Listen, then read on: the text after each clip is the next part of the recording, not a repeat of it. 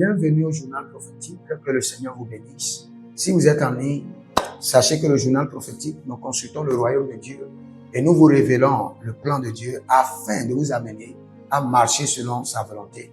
Et nous consultons le royaume du diable afin de vous amener à détruire, à renverser les œuvres des ténèbres. Et nous donnons des conseils au roi.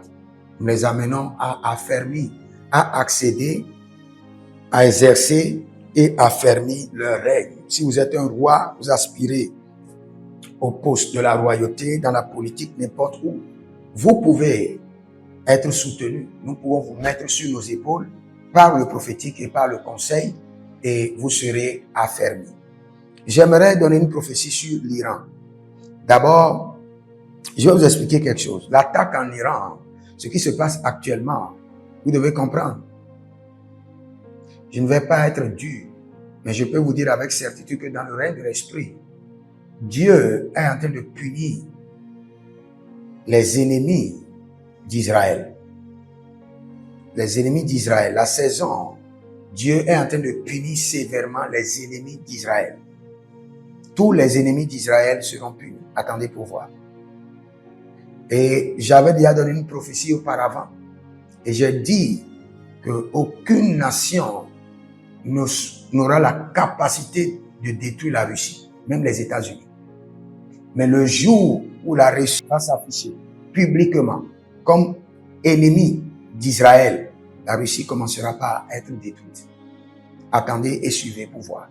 Parce que cette guerre de l'Iran, c'est une guerre, c'est une révolte qui fera un demi-cercle. Je ne vais pas parler plus que ça. C'est une guerre, une révolution qui fera comme un demi-cercle de lune qui va s'étendre. Je parle en parabole pour ne pas mentionner certaines nations. Mais sachez que le Seigneur est en train de punir les ennemis d'Israël et que cette révolte, il y a plusieurs mains derrière et la main de l'Éternel est derrière. Et ce régime, ça va sembler comme si ça avait se calmer, mais ça va reprendre encore de plus forte. Et ça va s'écrouler. Mais nous prions parce que la guerre ne profite à personne. Nous sommes des hommes de paix et nous voulons la paix dans les nations. Pourtant, nous savons de tout cœur que le Seigneur nous a dit, quand les hommes diront paix, paix, c'est en ce moment que viendra le zénith de la guerre.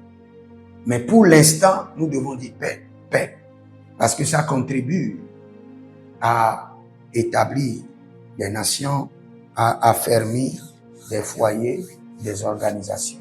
Que Dieu vous bénisse. Si vous êtes en ligne, abonnez-vous, likez la vidéo, écrivez dans les commentaires, l'Éternel a parlé, l'Éternel a agi. Shalom.